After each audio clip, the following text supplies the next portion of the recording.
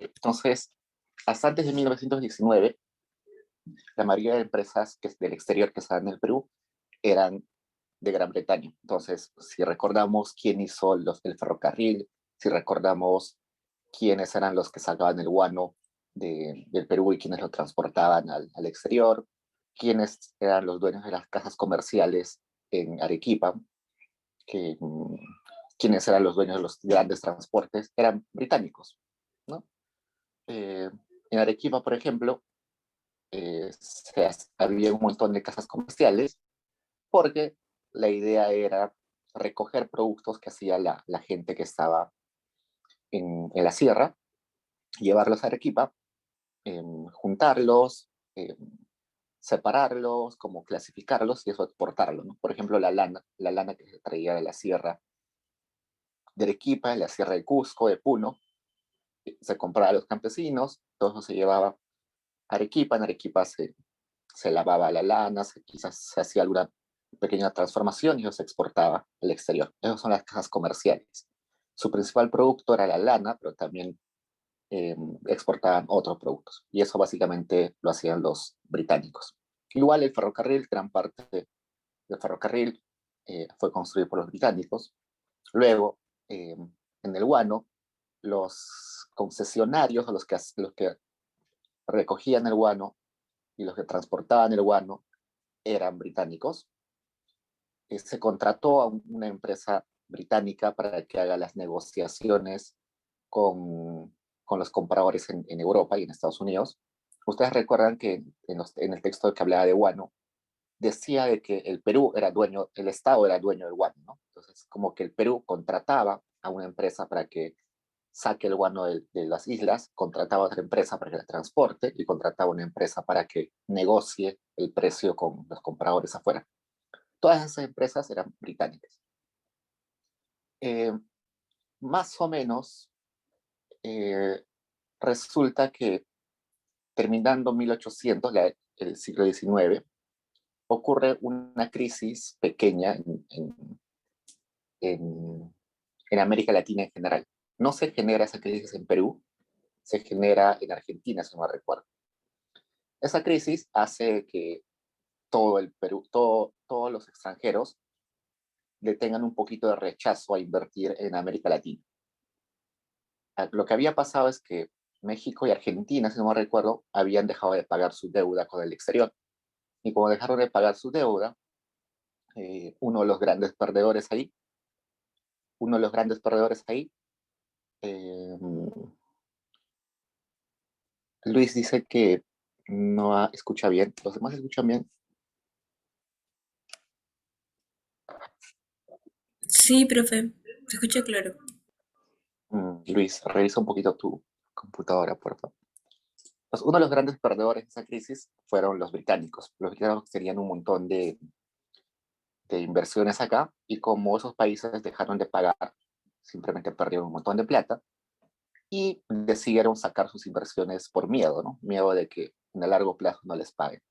Y se van y eso genera un periodo de 10 años más o menos que los países de América Latina nos quedamos solos, sin inversión extranjera. Eh, Hay algunos autores que dicen que esa época de 10 años fue una época en la cual nos comportamos muy bien económicamente. Como se habían ido las empresas, los mismos empresarios peruanos se pusieron las pilas y empezaron a producir lo que dejaron de producir los extranjeros. Y es una época que se le dice de no dependencia del exterior, no dependíamos de empresas extranjeras. Esa época de 10 años termina muy rápido y termina porque Estados Unidos empieza a darle más, empieza a fijarse en Perú. Y esa fijación de Estados Unidos se consolida con la llegada al gobierno de Leguía. Leguía ya había sido presidente antes de 1919, había sido en 1800 tantos, pero su segundo gobierno dura 11 años, ¿no? Se le dice el onceño de Leguía, del 19 al 30, 1919 al 1930. Eh, Él no vivía en el Perú cuando postuló, vivía en Francia, pero su idea era hacer una gira internacional para recaudar fondos para su campaña. y se va a Estados Unidos. En Estados Unidos habla con banqueros, con gente de Wall Street, y les promete, les dice, mire, ustedes no tienen muchas inversiones en Perú ni en Latinoamérica. Cuando yo sea presidente, voy a abrirles las puertas a ustedes para que tengan inversiones. Las licitaciones van a ir para ustedes, así que apóyenme con mi campaña y les voy a ayudar a ustedes para que entren con más fuerza al mercado peruano. Y así, luego entra Leguía a Perú, hace su campaña y termina ganando democráticamente, pero luego hace un golpe porque tenía miedo. Unos ya había ganado, pero tiene miedo de que no acepten su triunfo y unos días antes hace un golpe. Pero en realidad ganó. Y en ese momento, él, que era un empresario, trae y se asocia con empresas extranjeras y abre las puertas a, a los estadounidenses. Es un periodo de gran, pero gran inversión. Esto de los seguros de vida, seguros contra accidentes, eso llega en ese momento. Antes era casi desconocido en el Perú ese tipo de cosas.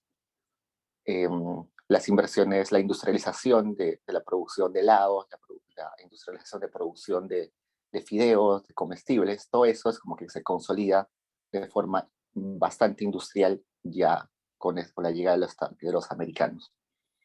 Por eso es que antes de 1919, prácticamente la historia económica del Perú es solamente británica.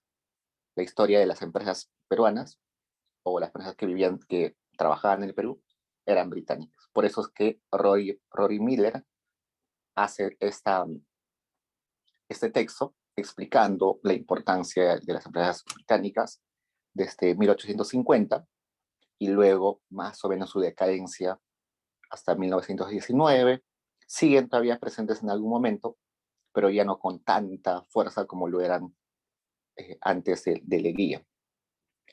Entonces, eso es básicamente lo que trata de hacer un recorrido acá. Acá dice las casas comerciales británicas, ¿no?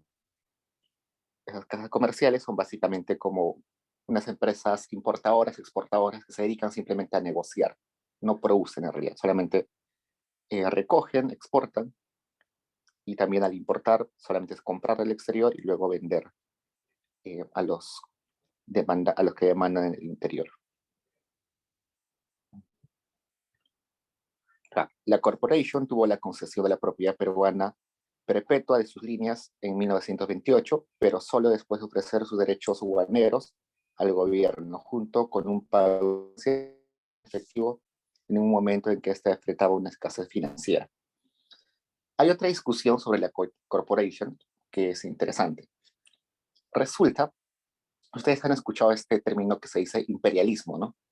El imperialismo es un término que se utiliza a veces como para meter miedo, pero teóricamente, no políticamente, el imperialismo se refiere a aquella etapa del capitalismo donde los países grandes ya no tienen bienes para exportar o ya han exportado todos sus bienes y lo único que les queda exportar es capitales.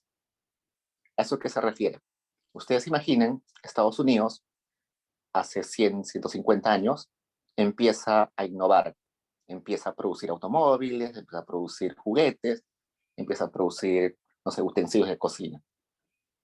Y lo que primero hace es satisfacer su demanda interna, ¿no? Le vende automóviles, muebles, utensilios de cocina a los norteamericanos.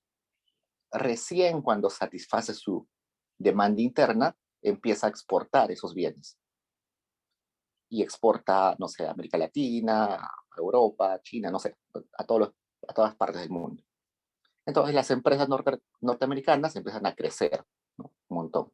Yo soy un empresario, digamos, en esos momentos, invierto un montón, veo que en el exterior me compran más, sigo invirtiendo en mi empresa, ¿no? Para producir más bienes. Pero llega un momento en que yo, empresario, ya he satisfecho la demanda nacional y también ya he satisfecho la demanda del exterior.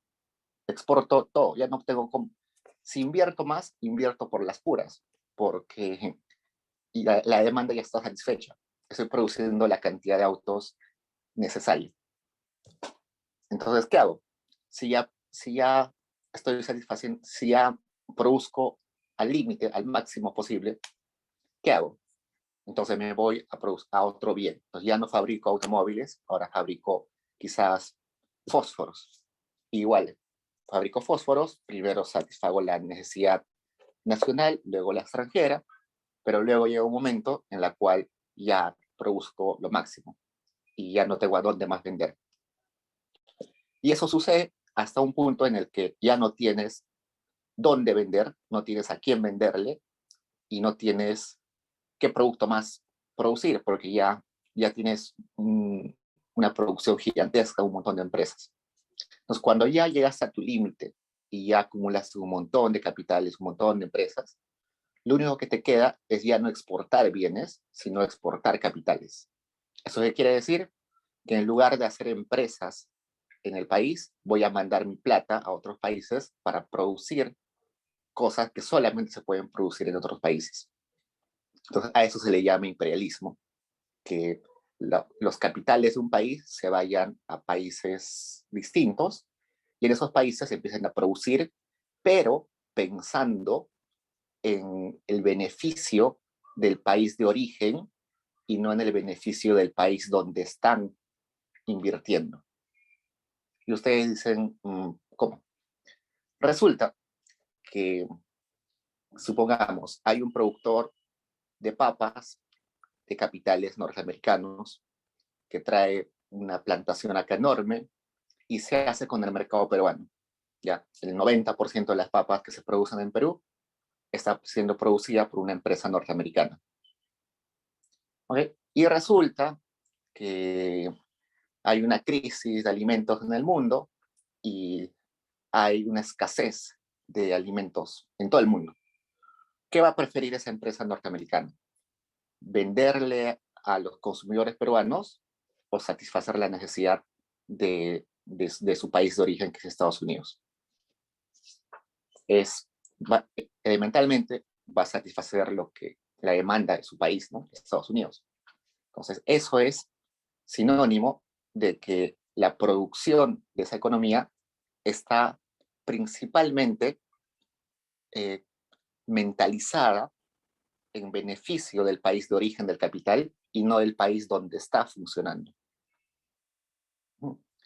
Y eso sucedió un poquito con la corporation. La corporation, que era la dueña o la concesionaria de los ferrocarriles en el Perú, se dio cuenta de que la mina Cerro de Pasco también era de capitales británicos. Bueno, la corporación es británica, perdón. La corporación es británica y la dueña de Cerro de Pasco era británica. Y resulta que la Cerro de Pasco utilizaba los trenes de la corporation para sacar los minerales hacia el puerto y exportarlos. Entonces, la corporation inicialmente transportaba los minerales, también transportaba personas, transportaba alimentos, transportaba, no sé, maquinarias de otras empresas. Normal, ¿no? El que le pague más, ya, te transporto. Pero una vez por ahí se dieron cuenta ambas empresas de que eran del mismo país e hicieron como se coludieron. Entonces dijeron la corporación, yo solamente voy a transportar minerales de la Cerro de Pasco, no voy a transportar minerales de otras pequeñas minas que hay por ahí. Y además ya no voy a transportar personas, ni voy a transportar animales, ni voy a transportar otras mercaderías. Todos mis vagones solamente van a ser para la Cerro de Pasco. Si alguien quiere que transporte sus cosas, les voy a cobrar un precio exorbitante. Entonces, esta empresa no estaba pensando en cómo dinamizar o en cómo colaborar con la economía nacional, ¿no? No estaba pensando en que es necesario que se transporte gente, es necesario que haya competencia con otras minas, no. Está pensando simplemente en hacer, en, en, en, en la otra empresa que son como hermanos, ¿no? Porque pertenecen al mismo país. Entonces, a eso se le llama como un indicio de imperialismo, ¿no? De que estás pensando en el beneficio del origen de tus capitales, pero no de donde estás produciendo. Eso fue quizás algo que en ese momento generó descontento en el país. Muchos presidentes trataron de revertir eso. Al final se logró, la corporación salió del país, se le pagó con otras cosas para que salga. Y eso es básicamente parte de lo que también acá nos pone. Y seguro hacia el final del texto van a encontrar de que poco a poco las empresas británicas fueron reemplazadas por las empresas eh, norteamericanas.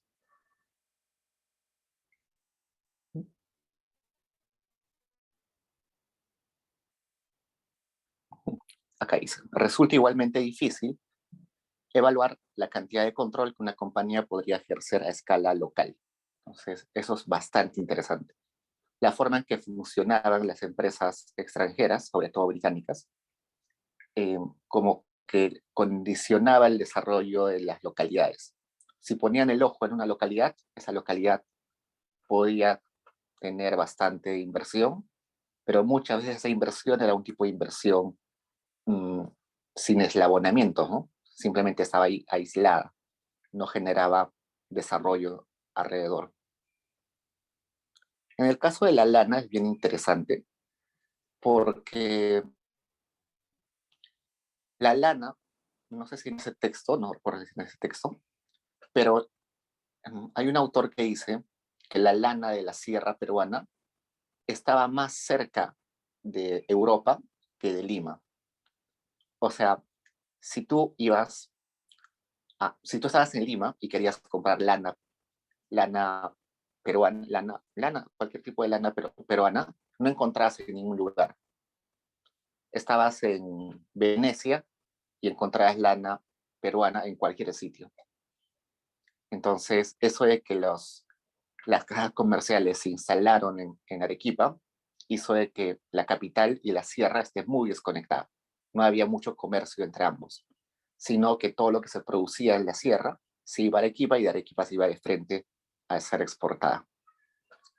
Sin embargo, esta exportación de lana no benefició del todo a los productores. Se les pagaba muy poco por un kilo de lana. Eh, y esto porque las casas comerciales no compraban directamente al, al productor. Había como una serie de intermediarios. Había como un recogedor que iba y convencía a las familias a vender lana. Luego había uno que juntaba todo eso, pero a nivel de quizás la comunidad, otro que le compraba a él a nivel de la región, y recién ahí es como que se lo vendían a la casa comercial.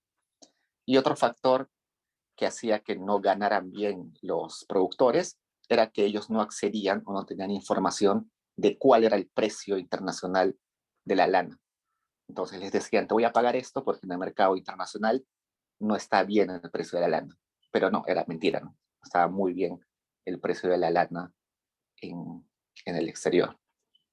Entonces es un factor que hizo que no ganaran bien, les pagaran a los productores de lana. Ok. ¿Tienen preguntas, chicos, sobre eso?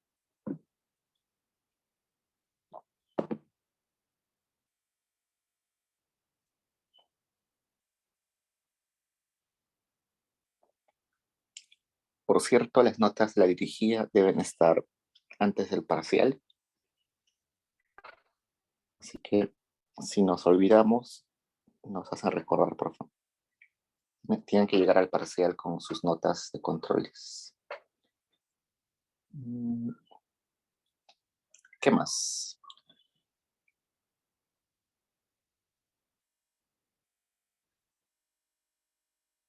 Ya.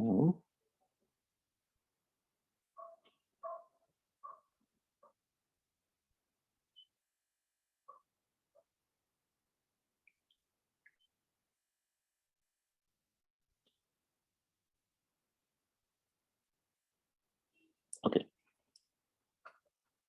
Un poquito vamos a hablar sobre esto de las economías regionales.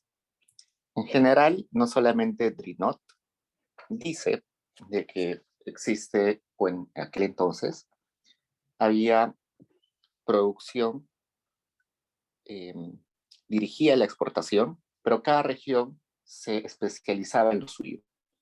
Por ejemplo, algunas regiones del norte se especializaban en exportar productos como el, el azúcar, el algodón.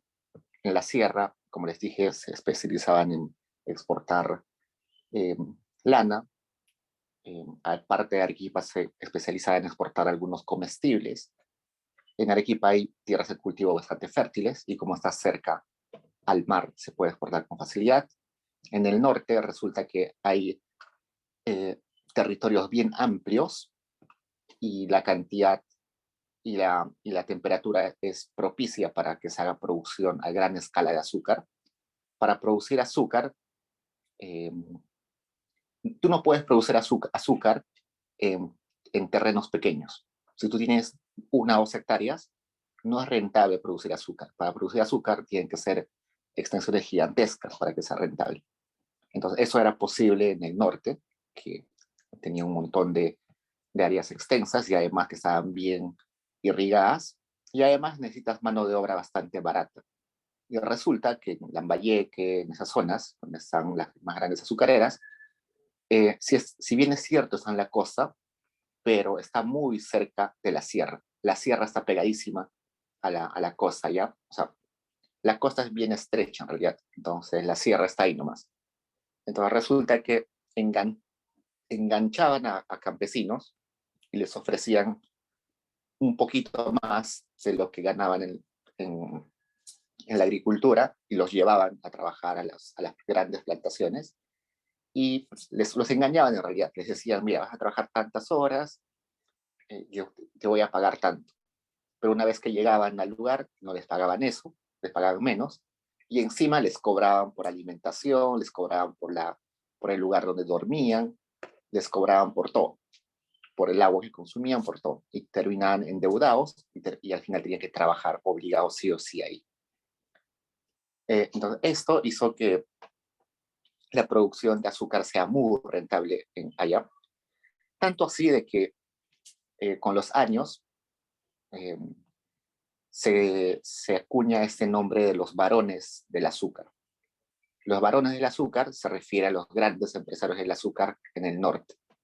Y este término de los varones del azúcar se le atribuye a Aya de la Torre. Aya de la Torre es el que acuña ese nombre. Y bueno, Aya de la Torre luego, en 1920, 30, más o menos, eh, el joven allá en el norte se da cuenta de estos abusos que había en las plantaciones de azúcar, convence a varios estudiantes y obreros a juntarse y formar un movimiento de masas y se rebela contra esos varones del azúcar, hacen protestas, huelgas, sindicatos, y ahí es cuando Aya de la Torre se hace conocido, se hace incómodo para el gobierno y luego es deportado a México, donde al final desde México funda el APRA, y bueno, en ese momento el APRA era de izquierda, pero luego se distorsionó con los años. Pero así nace el APRA, ¿no? Básicamente yéndose contra ese, ese esquema de explotación en la industria del azúcar. Entonces el norte ha sido muy fructífero en cuanto a exportaciones. Por la cercanía se exportaba mucho a Ecuador, a Colombia. Luego con las facilidades marítimas se empezó a exportar a lugares más lejanos. Así que fue una época muy buena para exportar. Hasta hoy en día la producción de azúcar es muy rentable, por eso es que en las noticias vemos siempre que hay conflictos, ¿no? En las azucareras los trabajadores toman las grandes cooperativas de haciendas en el norte, aparece un dueño y otro dueño, se pelean entre ellos para ver cuál de ellos es el que tiene más acciones, porque es muy rentable en realidad producir azúcar. Inclusive hoy en día los dueños de tiendas Wong son dueños de plantaciones de azúcar en el norte, eh, en el En el interior del país hay una familia que son los Oviedo, que son dueños también de supermercados y que invierten en un montón de cosas. Ellos también tienen plantaciones allá y siempre están en problemas por ver quién tiene más acciones o es el dueño mayoritario, ¿no? Entonces, es, eso, por ejemplo, ha impactado un montón en el desarrollo de esa parte del país. Lo que, por el contrario, en el caso de las casas comerciales, no impactó tanto en el bienestar del sur, ¿no? Porque los que producían en realidad no sabían el precio, no sabían cuánto cobrar, simplemente les daban lo mínimo. Y de eso nos habla un poco Drinot, ¿no? Nos dice cómo los diferentes productos en diferentes partes del país y se han desarrollado gracias a la exportación, algunos más que otros, dependiendo de qué producto, pero aún así eh, hay un montón de potencial, ¿no? Si esa persona que vende lana o que vendía lana, tú le dabas información de que su lana se vendía a varios euros, a varios euros en Europa, evidentemente iba a cobrar más. Entonces, hay un montón de potencial para la exportación, pero parte de ella no ha sido del todo aprovechada, quizás por mala información, quizás porque los empresarios abusaban a veces, como en el caso del azúcar, ¿no? Pero básicamente lo que nos dice Dinot es eso, ¿no? Hay un montón de posibilidades, pero aparentemente no son los peruanos los que se están llevando el beneficio de esas potencialidades. Ok. Um, ¿Tienen preguntas, chicos? Vamos a ver acá.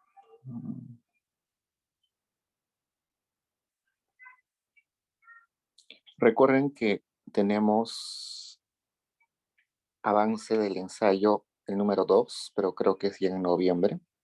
Igual vayan avanzando un poquito. Y la entrega del avance 1, ya lo he calificado. Ustedes tienen los comentarios. A la mayoría le ha ido bien.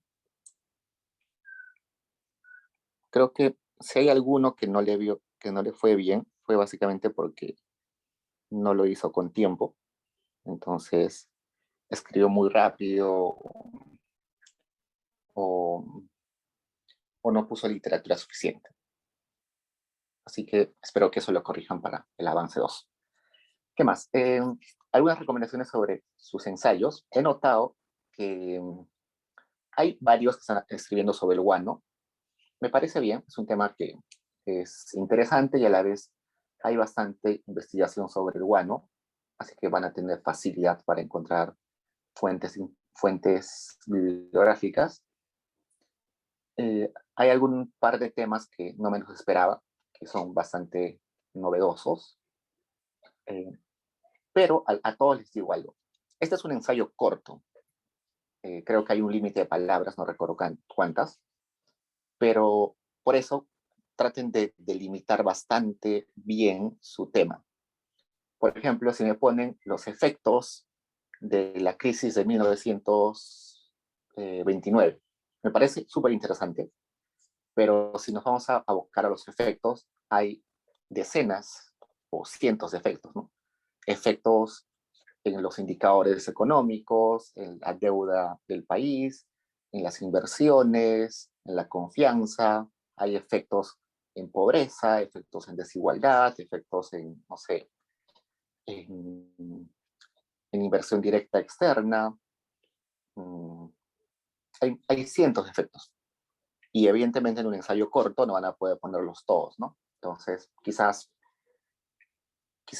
enfocarse en unos cuantos, en unos dos, tres, desarrollarlos bien bonito y decir, sí, estos tres yo los desarrollo, considero que hay más, pero el foco de mi ensayo está en estos tres. Eso no quita de que hayan más y que también sean interesantes, pero por el momento estos tres son para mí los importantes. Entonces, no es que yo voy a calificarles la cantidad de cosas que expliquen, sino cuán bien lo expliquen, ¿no? Si explican tres efectos, pero a detalle, que tenga una hilación, suficiente, ¿no? ¿Qué más? ¿Qué más le he puesto a la mayoría? Creo que solamente eso. ¿Tienen preguntas sobre el ensayo, chicos? Y bueno, también les tiene que alcanzar el tiempo, ¿no? Eh, Está bien que sean ambiciosos, genial, pero también tienen que sopesar con el peso, con el tiempo que tienen, ¿no? No tienen, no tienen meses para escribir esto, tienen solamente unas semanas hasta noviembre, así que sopesen el tiempo para que les alcance tiempo. Igual seguro tienen otros cursos, así que no, no, no traten de hacer un ensayo larguísimo, ¿sí? Algo concreto. ¿Tienen dudas sobre el ensayo, chicos?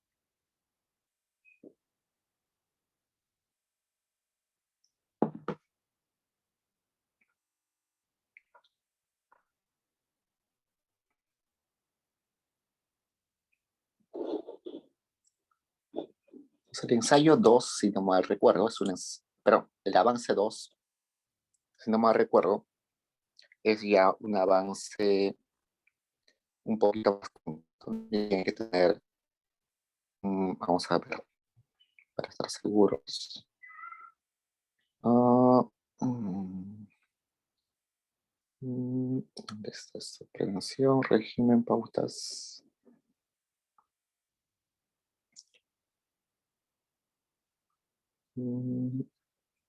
Acá están, lineamientos. Para el avance 2 deben tener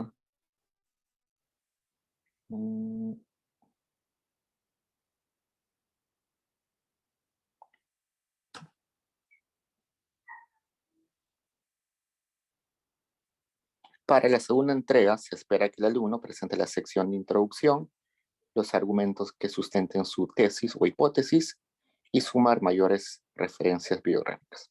Pero supongo que la introducción usualmente es una página, los argumentos deben ser seguro unas 3, 4 páginas, ¿no? Entonces yo me conformo con unas 4 o 5 páginas que ya hayan avanzado. Y ya bueno, la última entrega ya fue todo ya, ¿no? Todo la introducción, el cuerpo del texto y sus conclusiones. Y eso es para la segunda entrega, es el 8 de noviembre, y la entrega final el 29 de noviembre. ¿Qué más? El peso de la primera entrega era 10%, la segunda entrega creo que es el 20%. Acá dice. La nota del ensayo es sobre 20, la entrega 1 vale 2 puntos, es decir, 10%, la entrega 2, 4 puntos, que es 40%, no, 20%. La entrega 1 sería 10%, la entrega 2, 20%, y la última entrega será 70%. Entonces no se olviden de eso. Si alguien no Profesor, entregó, ¿cómo se sitúan los 2 puntos, los 4 puntos? simplemente divídelo entre 10. Si tienes 19, tienes 1.9. Si tienes 20, tienes 2 puntos. 20 entre 10, 2 puntos. Si tienes 15, lo divides entre 10, sería 1.5, ¿no?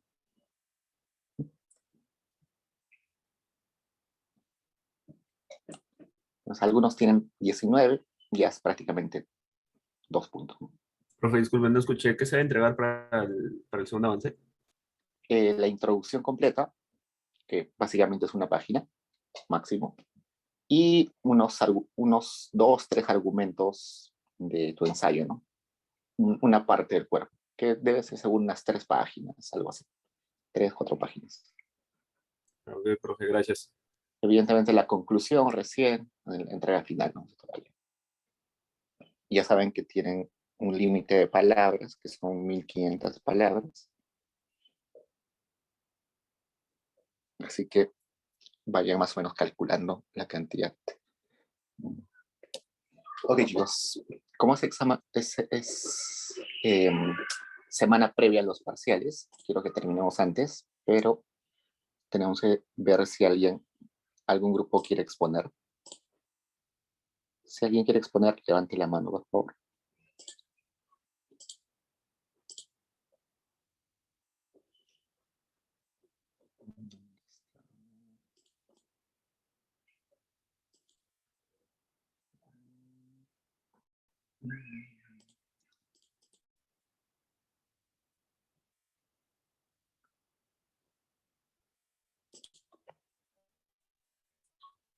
La actividad de hace 2 semanas,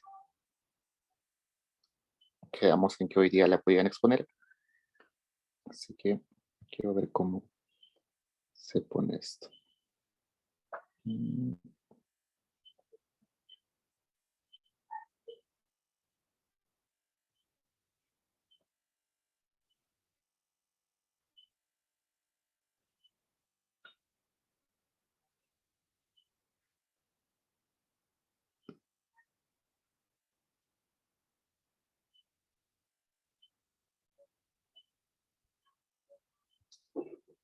¿Alguien quiere exponer, chicos? Creo que en la actividad número 1 expusieron grupo 1 y 4, los tengo anotado, pero saben que los demás grupos también deben exponer al menos una vez, ¿no? Para que tengan esa nota de los puntos de exposición. ¿Nadie, chicos?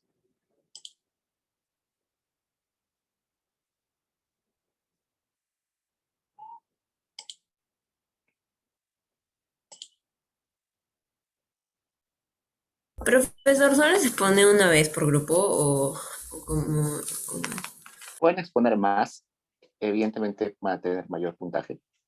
Así que, como mínimo, 1, para que tengan como la posibilidad de subir su nota de la actividad grupal. Pero si quieren exponer más veces, mejor, ¿no? Tienen una nota más cercana a 20, seguro.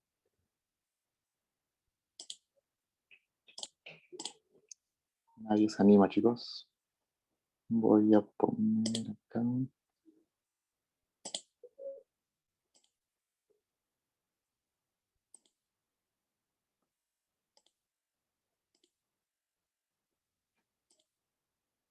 A ver, les doy un par de minutos para que conversen entre ustedes en el grupo, en sus grupos, y me digan si quieren exponer.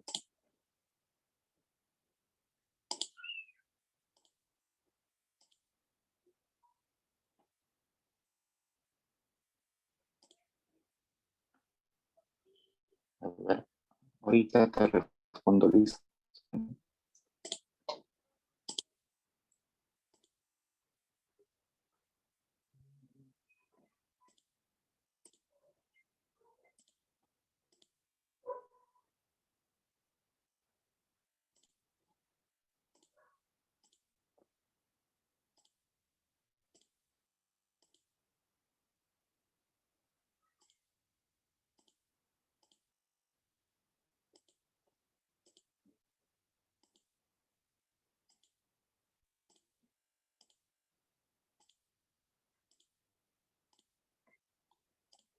La actividad anterior de la semana pasada era utilizando el compendio, actividad número 3. No sé por qué lo oculté, pero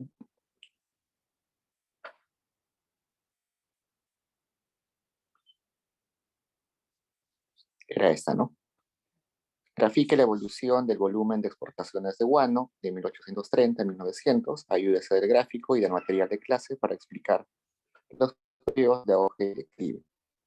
A partir de un gráfico del valor de las importaciones textiles de 1830 a 1879, que puede inferir sobre la política comercial peruana. Y me mandaron 10 grupos, sus diapositivas.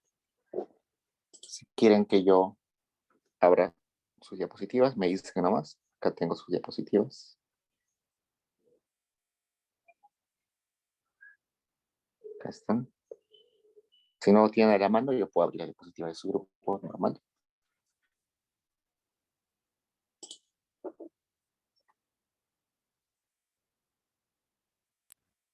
Profesor, ¿puedo poner de parte del grupo uno? Ya está bien, sí. ¿Tienes tus diapositivas o lo abro acá? Sí, sí lo tengo. Ok, entonces puedes compartir. Todos pueden compartir pantalla.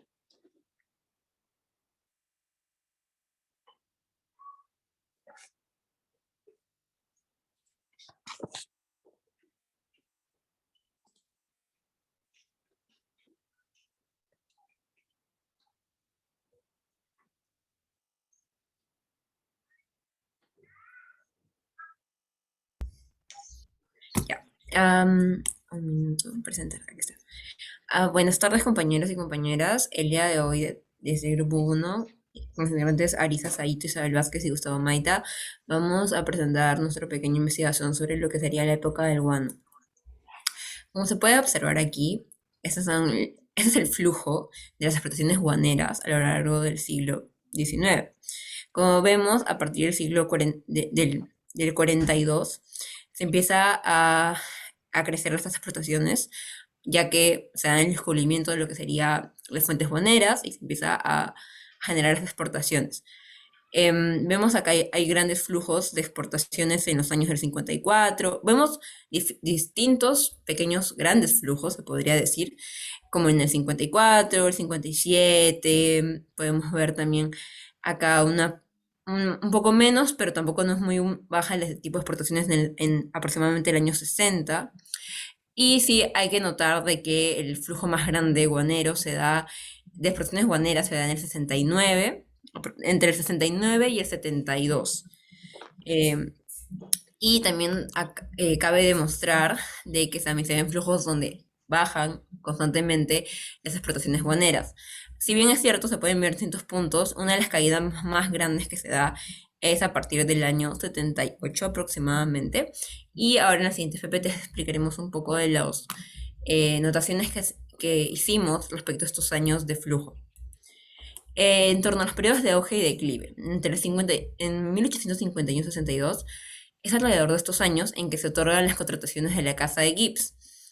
Como acá se empieza a ver, en el 51 aproximadamente, se otorgan las contrataciones a la Casa de Gibbs, por lo cual se inician las exposiciones más fuertes a los mercados globales. Y es por eso, de hecho, que vemos cómo se va creciendo constantemente a través de los años. Hecho que se puede apreciar en el cuadro, como lo acaba de mostrar. Sin embargo, para el año 62 se llega a su fin, por lo cual también se genera una disputa entre acreedores nacionales y el Estado por la siguiente contratación. Acá vemos entre el año 62 hay unas pequeñas variaciones aproximadamente. A partir de ello también se le otorga la contratación a casas nacionales, sin embargo vemos que entre el 69, me faltó un 1 acá, y entre el 62 y 69, las exportaciones no llegaron a su máximo alcance.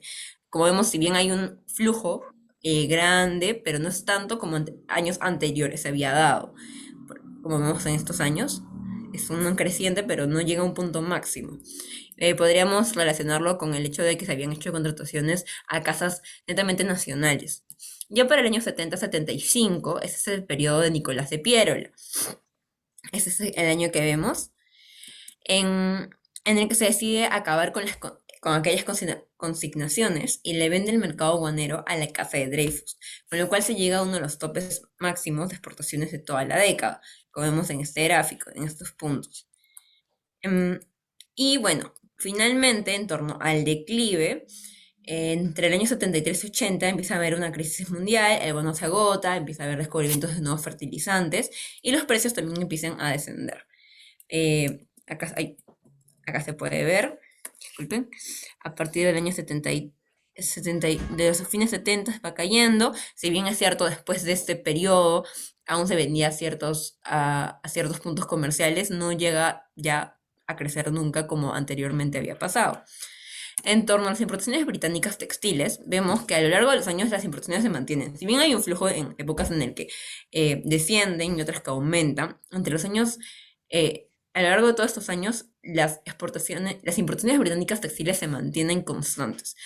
Nosotros hemos escrito por aquí, en los años 50 las importaciones se disparan, como vemos también, ya desde acá muy poco desciende. especialmente en el sector textil proveniente de la Gran Bretaña. ¿Por qué? Ya que el auge guanero había generado un interés pues, también de las zonas de las élites por importar textiles del extranjero y esto también se ve en que hay un mercado constante de importaciones, ya que el guano generaba grandes entradas a nuestra economía, a las élites. Muchos de ellos decidían gastar ese dinero en traer importaciones de otros países europeos y uno de los más grandes mercados fueron los textiles británicos. Eso sería todo. Muchas gracias por su atención. Genial, gracias Isabel. ¿Qué grupo era? Ya me olvidé. ¿Grupo uno? Sí, grupo uno. Ya, bacán, ya lo tengo anotado. Gracias. ¿Algún grupo más, chicos, quiera compartir? Alejandra. Sí, buenas tardes, profesor. No estoy segura de qué grupo somos, creo que somos el 5. A ver, igual, ya, voy a anotar igual tu nombre. ¿Tienes los nombres de tu grupo? Sí.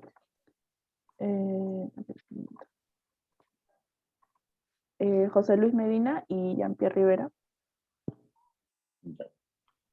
Castillo, ¿no? Castillo. Ya, igual anoto tu nombre, sus nombres. Puedes compartir igual pantalla. Sí.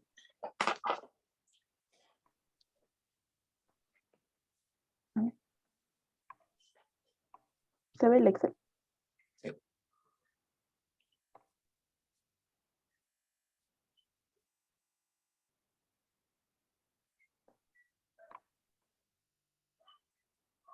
Ya, aquí está. Ya. Buenas tardes con todos, compañeros, profesor.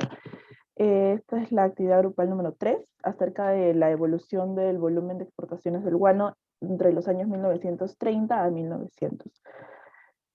Como todos sabemos, la época del guano en el Perú fue una época de prosperidad falaz, pues tuvo un auge y un declive. A lo largo de la época del guano existieron diferentes oscilaciones post-independencia. Como mi compañera mencionó, bien es cierto, hubo un auge debido a las diferentes contrataciones y contratos que se dieron. Luego de esto, se puede ver mi pantalla, ¿verdad? Sí, estamos viendo bien. Se me fue la señal por un segundo, perdón. Sí. Profesor, ¿cree que pueda compartir la pantalla usted, el Excel? Porque hasta que se me va un poquito la señal. A ver, ¿quién subió Yo el trabajo? pero no lo puedo ver yo tampoco. Creo que está oculta la actividad. A ver.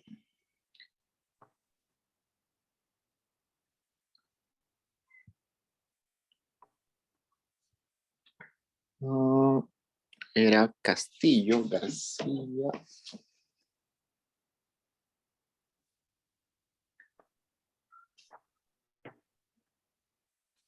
Es el libro 3. Ah, el libro 3.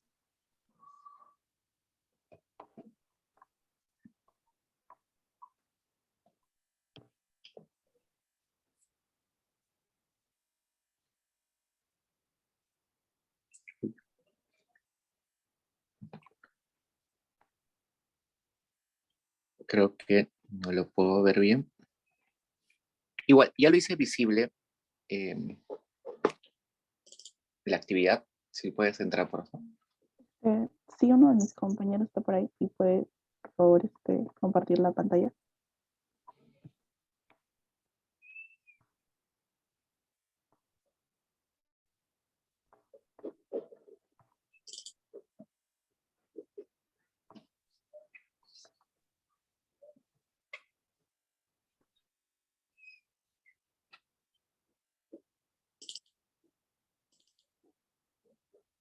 A ver si yo puedo compartir de acá. Creo que ahí está, profesor. Yo lo puedo ver. Este es el gráfico, ¿no? Ujú. Sí, este es el Ya, gráfico de exportaciones de guano. ahí. ¿Lo dejo ahí o Sí, quieres está que...? bien. Ya. Entonces, continúan. Ya, voy a empezar de nuevo, perdón. Ya, buenas tardes con todos. Esta es la actividad grupal número 3, con respecto a la evolución del volumen del guano en exportaciones durante la época entre los años 1830 y 1900. Primero, entre los años 1825 a 1840, se ve una serie de oscilaciones en la cantidad de exportaciones del guano debido a la recuperación post-independencia. Más adelante podemos observar un periodo temprano del guano entre 1841 y 1849, debido a que el guano se transforma en el producto de exportación más importante del Perú. Luego de esto viene la edad madura del guano en 1850 hasta 1878, donde el guano representaba la principal exportación dentro del PBI. Luego de esto, más tarde, las productoras de salitre fueron capturadas por Chile, la Guerra del Pacífico, y es donde viene la época de invasión y colapso entre los años 1878 y 1881. Podemos ver un declive en el gráfico. Luego, en estos años también sucede el agotamiento de los depósitos de guano, la pérdida territorial y la derrota, ¿no?, contra el ejército chileno. Entre los años 1881 y 1895, el Perú enfrentó una recuperación lenta de nivel de exportaciones, y entre 1895 y 1929 surgió una nueva economía distanciada de la producción del guano. Con respecto a la importación de textiles británicos, no sé si puedes subir el cuadro, profesor. ¿Está en el mismo Excel o es en otro Excel? No es en ese, pero creo que se ha movido el gráfico. Porque no sé. Bueno, Y ya. el libro 1 que tenían acá es otro. Sí, es lo mismo, solo que no, el del guano no se habían recorrido todos los años. Pero bueno, el valor Igual explícalo. Sí, el valor, está el gráfico de las cantidades al costado, pero igual. Ya, el valor del gráfico el valor de las importaciones textiles británicas, igual entre los años 1830 y 1879, y la política comercial peruana. Conforme el ingreso del guano se iba transmitiendo al resto de la economía peruana, se elevaron los precios y costos domésticos y empujaron a los consumidores en forma creciente hacia la adquisición de productos importados. La inundación de importaciones realmente golpeó los principios de la década. Hablamos desde los años 1850. En estos años las importaciones casi se duplican, y la mayoría era de importaciones británicas, así como el profesor explicó que la mayoría de empresas que se encargaban del guano eran británicas. Lo mismo sucedía con las importaciones. A partir de 1830 surge un financiamiento de los comerciantes, lo cual se fue dejando de lado por políticas proteccionistas.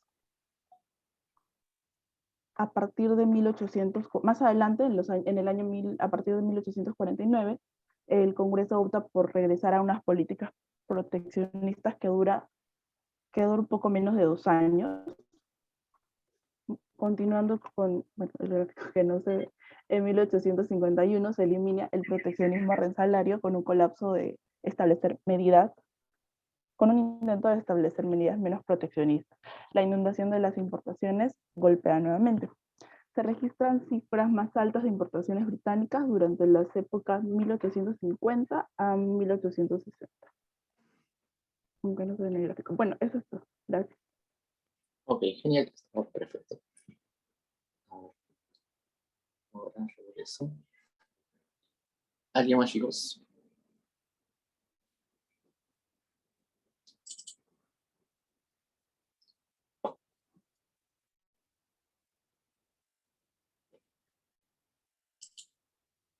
¿Algún grupo más animado? Hoy día expusieron el grupo 1 y grupo 5. Sí, Gerson. Sí, normal, no te preocupes. Puedes compartir la pantalla.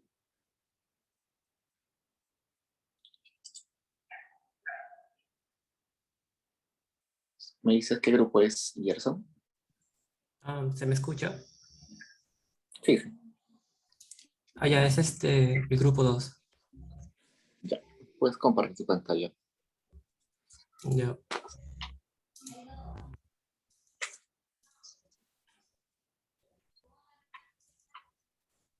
¿Se ve? Sí se ve.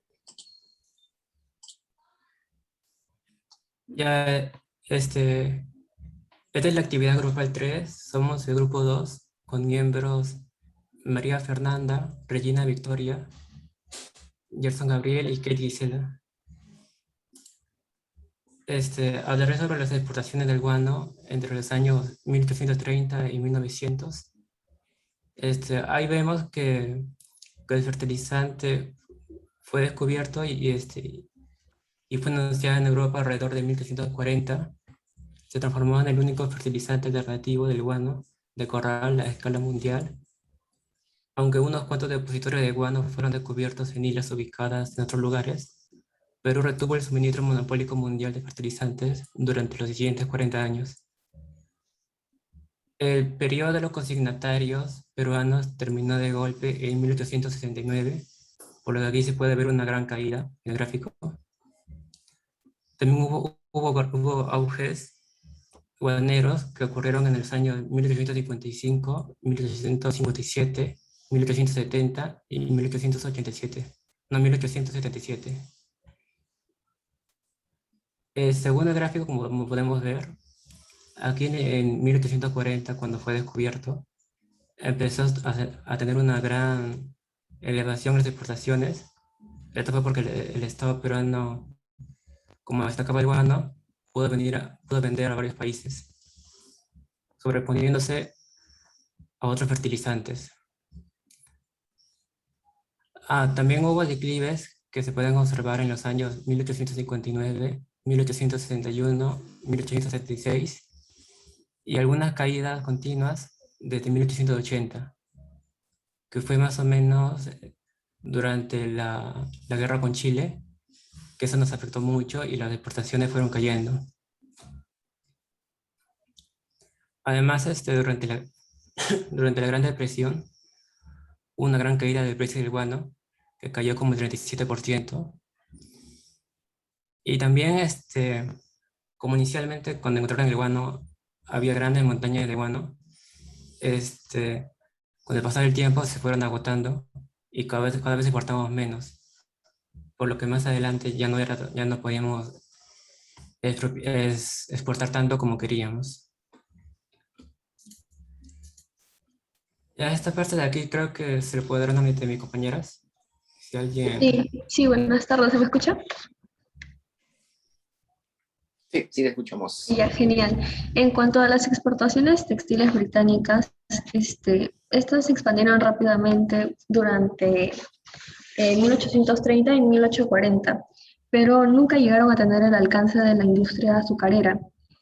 Los textiles alcanzaron el 73% de las importaciones desde Francia e Inglaterra durante 1840 y 1844, y el 55% en el periodo que abarca desde 1849 hasta el 54, después del aumento de las importaciones.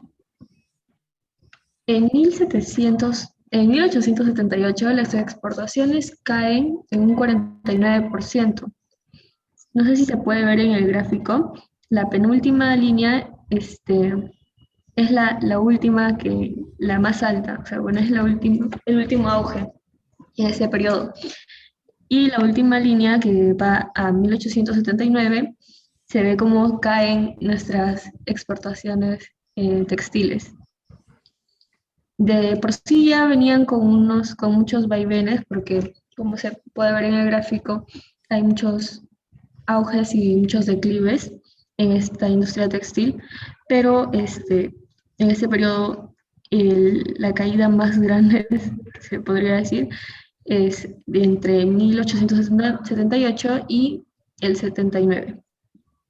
Los textiles aumentaron levemente en valor total, pero su participación cayó de 45% en el periodo de 1857 al 30% en 1877. Ujú. Eso sería todo. Sí, está bien interesante el último dato, la participación. Ujú. Genial. ¿Algún grupo más, chicos?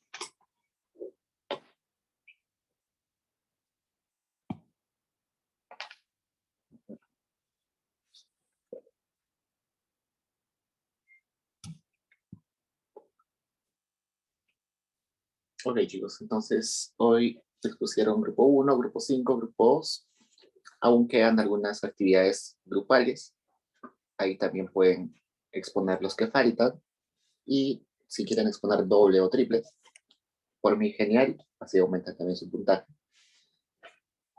Y hoy día quiero dejarles acá porque como es semana previa a exámenes, quiero que aprovechen esta media hora para que se organicen y empiecen a estudiar. Ok, entonces chicos, esto es todo por esta semana. Ya nos vemos en 2 semanas. Y bueno, como saben, las lecturas obligatorias siempre vienen en los controles, ¿no? Entonces, si revisan Paideia, seguro la siguiente lectura obligatoria es la número 8, si no me recuerdo, la número 8, ajá. Y va a haber, evidentemente, control sobre esa lectura 8, la semana número 10, la semana después de parciales, así que no se olviden. Eso es todo, chicos. Cualquier cosa me escriben al correo y yo estoy atento para responder. Cuídense. Hasta luego, profe, gracias.